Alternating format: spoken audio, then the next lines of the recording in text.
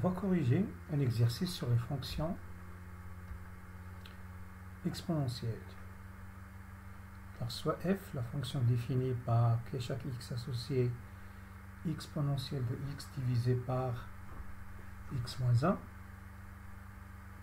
Alors premièrement, étudier les branches infinies de C de f.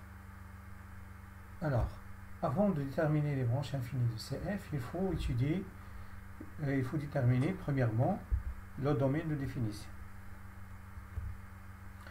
Alors x est défini, c'est seulement-ci.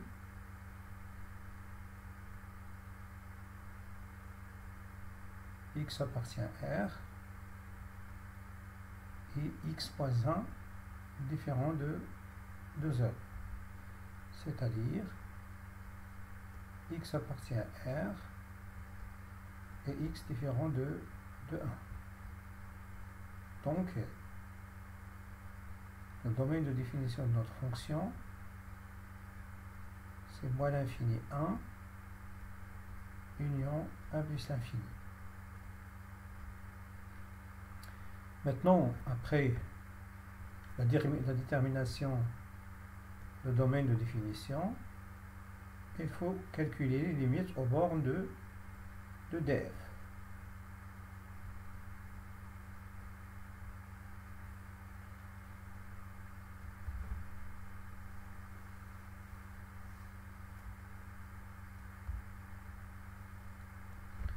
Alors on a la première borne, c'est moins l'infini. La limite c'est de f de x lorsque x tend vers moins l'infini, c'est égal à la limite lorsque x tend vers moins l'infini de exponentielle de x divisé par x moins 1. Ça c'est quoi? C'est la limite lorsque x tend vers moins l'infini de, on peut écrire ça comme exponentielle de x fois 1 sur x moins 1. Alors, la limite de l'exponentielle de x lorsque x tend vers moins l'infini, c'est 0, c'est une limite usuelle.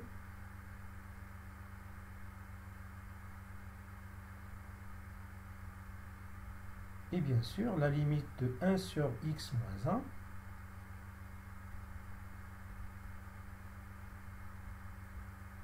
lorsque x tend vers moins l'infini, ça c'est, normalement c'est une fraction rationnelle, on peut écrire 1 sur x lorsque x tend vers moins l'infini. Donc c'est 0. Alors ça donne 0 et ça donne 0, donc le résultat c'est 0, car on a ça. Donc maintenant on va passer à l'interprétation géométrique de ce résultat. On a la limite de f de x quand x tend vers moins l'infini égale 0. Donc, la droite d'équation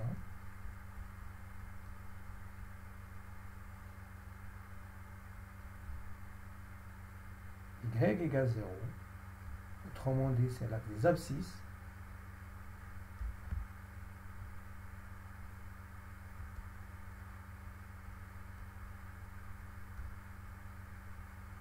une asymptote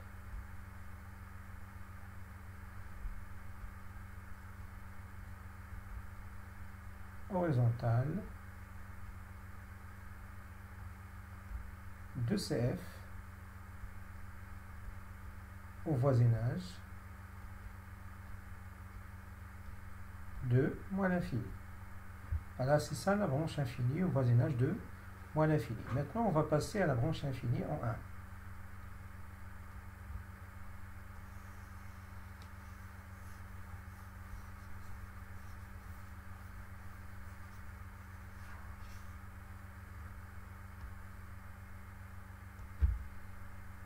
En 1,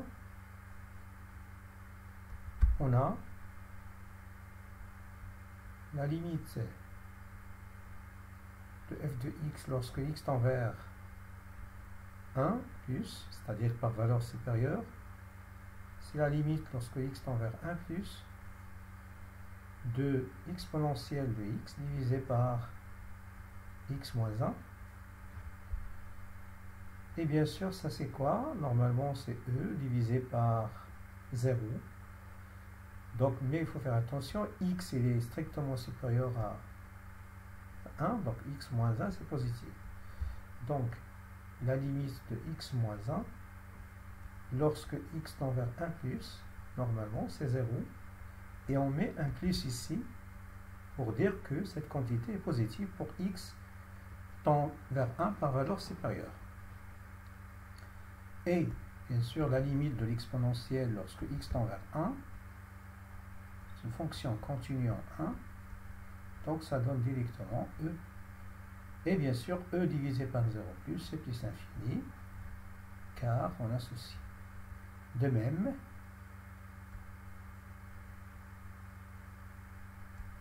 on a la limite de f de x lorsque x tend vers 1 moins égale la limite de exponentielle de x sur x moins 1 quand x tend vers 1 moins. Donc toujours c'est e divisé par 0, mais cette fois cette expression c'est négatif. Donc ça donne moins l'infini. Maintenant on va passer à l'interprétation géométrique de ces résultats.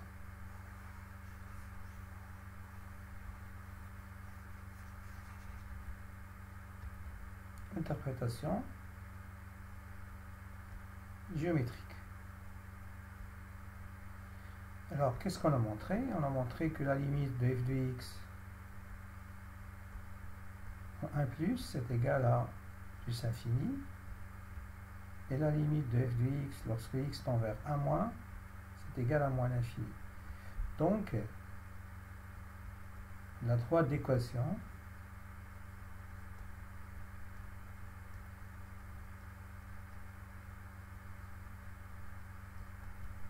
x égale 1 est une asymptote verticale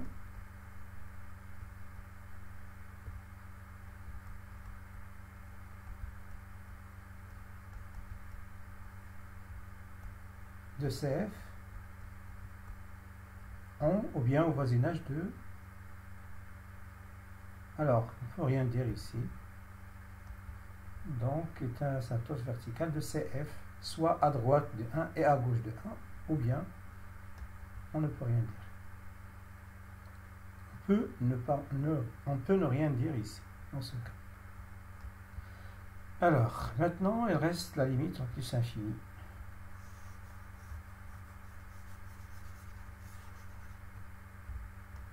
Alors, la limite, donc en plus infini. Alors, on a la limite de f de x lorsque x tend vers plus l'infini, c'est égal à la limite lorsque x tend vers plus l'infini de exponentielle de x divisé par x moins 1. Alors ceci, ça donne quoi? C'est la limite lorsque x tend vers plus infini. Alors de x, e6 divisé par x, on factorise ici par x, fois 1 divisé par 1 moins 1 sur x. Alors cette quantité, c'est une limite usienne. Elle va tendre vers plus l'infini. Alors elle tend vers plus l'infini. Et cette quantité, c'est une limite usienne aussi. Elle tend vers 0. Donc ici, cette quantité tend vers 1. Et ceci tend vers plus l'infini. Donc tout ça tend vers 1. 1 fois plus l'infini, ça fait, bien sûr, ça fait plus infini. Car la limite de l'exponentielle de x sur x en plus infini, c'est plus infini.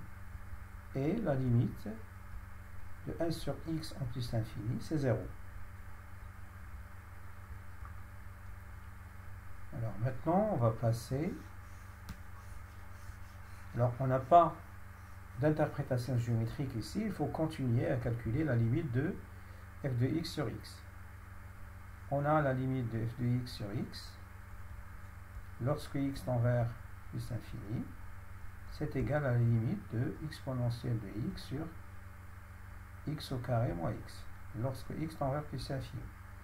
On factorise comme précédemment, ça donne l'exponentielle de x sur x carré fois 1 sur 1 moins 1 sur x. Donc, cette quantité, elle tend vers 0, pardon, elle tend vers plus l'infini, et celle-là tend vers 0. Donc finalement, ceci tend vers 1, et comme cette quantité tend vers plus l'infini fois 1, ça fait plus infini. Car la limite de l'exponentielle de x sur x carré quand x tend vers plus infini, c'est plus l'infini, et la limite de 1 sur x en plus l'infini, c'est égal à 0. Maintenant, on passe à l'interprétation géométrique.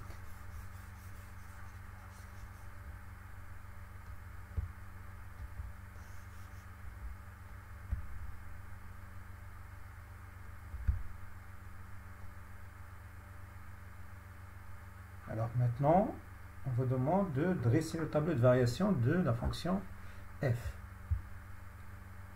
Donc il faut calculer la fonction dérivée.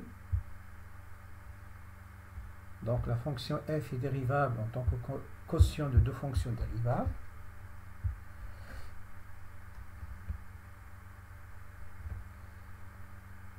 Alors question 2. On a f est dérivable sur moins l'infini 1 et 1 plus infini. Bien sûr, en tant que quotient de deux fonctions dérivables, dont le dénominateur ne s'annule pas. Donc, pour tout x appartenant à df, on a. Alors la dérivée, c'est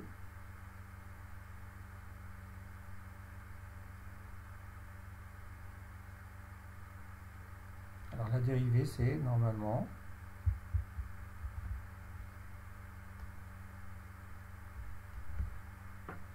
f' de x égale e de x divisé par x moins 1. Normalement, c'est la dérivée de l'exponentielle, c'est l'exponentielle. X moins 1 fois la dérivée de l'exponentielle, c'est elle-même. Moins la dérivée de cette quantité, c'est 1 fois l'exponentielle de x, divisé par x moins 1 au carré. Donc finalement, on trouve, après simplification par exponentielle, c'est x moins 2 exponentielle de x divisé par x moins 1 au carré. Alors pour étudier les variations de f, donc il faut normalement étudier le signe de cette expression. Or, pour tout x de df,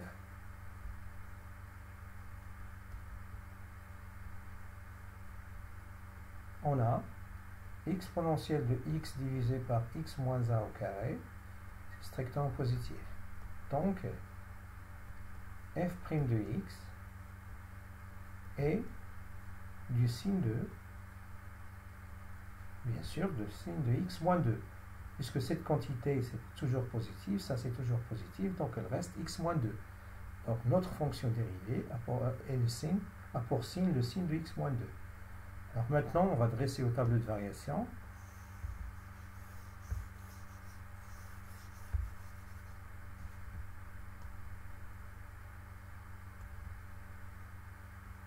D'où le tableau de variation suivant.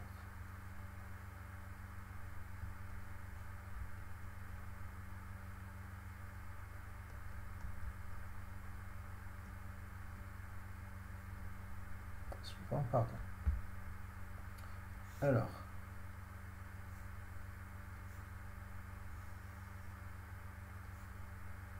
la dérivée, normalement, s'annule n'est pas définie déjà en 1,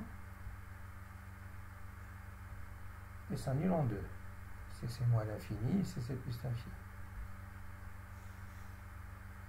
Alors, la dérivée s'annule en 2, le signe contraire de a avant la racine, normalement c'est le signe de x moins 2, cette expression il s'annule en x égale 2, s'annule ici, le signe contraire de 1 ici, avant la racine, c'est, normalement ici c'est moins, moins, ici c'est plus.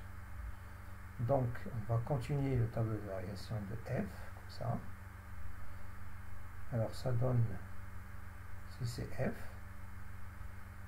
donc, si la fonction est décroissante, si c'est croissante, pardon,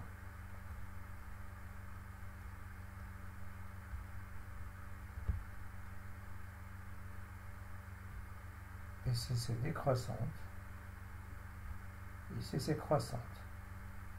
Alors la limite en plus l'infini, on a montré que c'est plus l'infini. La limite en 1 plus c'est plus l'infini, ici c'est moins l'infini. La limite en moins l'infini c'est 0. Et l'image de 2 par f, de 2 par la fonction f, c'est e. Alors, e à la puissance 2. Donc voilà, c'est ça le tableau de variation de notre fonction.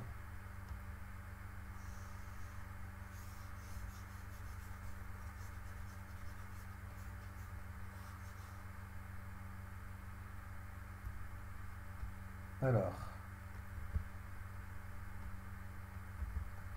maintenant, on va représenter le graphe de la fonction f. Alors ici, on va tracer approximativement le graphe de la fonction f. Ici c'est i, ici c'est g. Alors premièrement, il faut tracer les asymptotes. Alors on a une asymptote d'équation x égale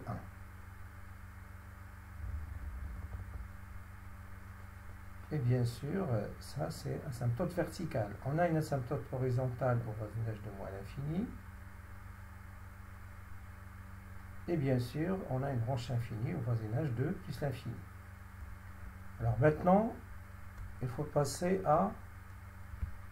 Alors après, normalement, le traçage des asymptotes, il faut passer à tracer les asymptotes horizontales. Les asymptotes horizontales, c'est là où la dérivée s'annule. Notre dérivée s'annule en 2, ici. Donc ici, je prends 2 cm.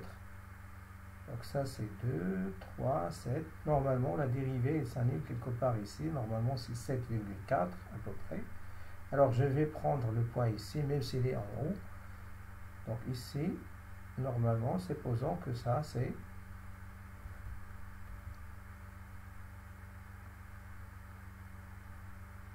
Alors, je vais tracer ici, normalement. Alors, je vais transformer mon graphe ici.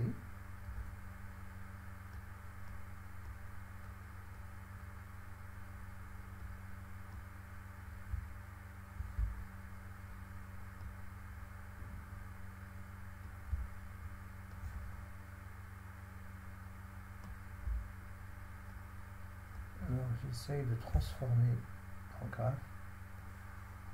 Ici. D'accord. Alors, je continue.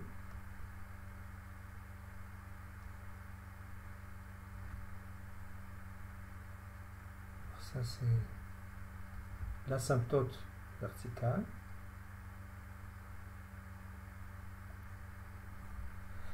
Alors, l'asymptote verticale,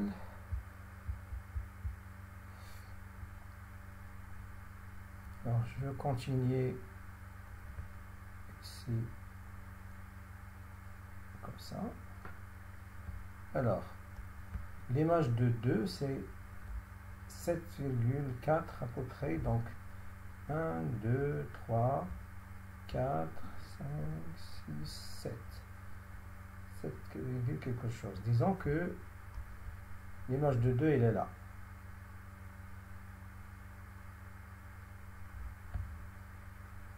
D'accord?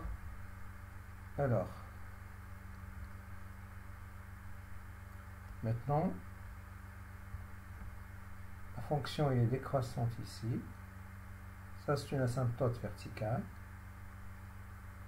Alors, l'image de 3 à peu près, c'est 10. Donc, 7, 8, 9, 10, il est à peu près ici. Et on va utiliser le fait que le graphe admet une branche parabolique de l'élection, l'axe des ordonnées au voisinage de plus l'infini. D'accord? Et maintenant, au voisinage de moins l'infini, la fonction elle est décroissante, et ça c'est une asymptote. Alors déjà l'image de 0, c'est moins 1. Alors ça c'est une asymptote verticale, la courbe doit se rapprocher de l'asymptote. Et ici j'ai une asymptote qui est horizontale, donc le graphe doit s'approcher comme ça. Alors il faut faire attention, il ne faut pas utiliser la règle. Voilà, c'est ça le graphe de notre fonction. Maintenant, alors, la vidéo prochaine se porte sur le deuxième exercice. Merci pour votre attention et au revoir.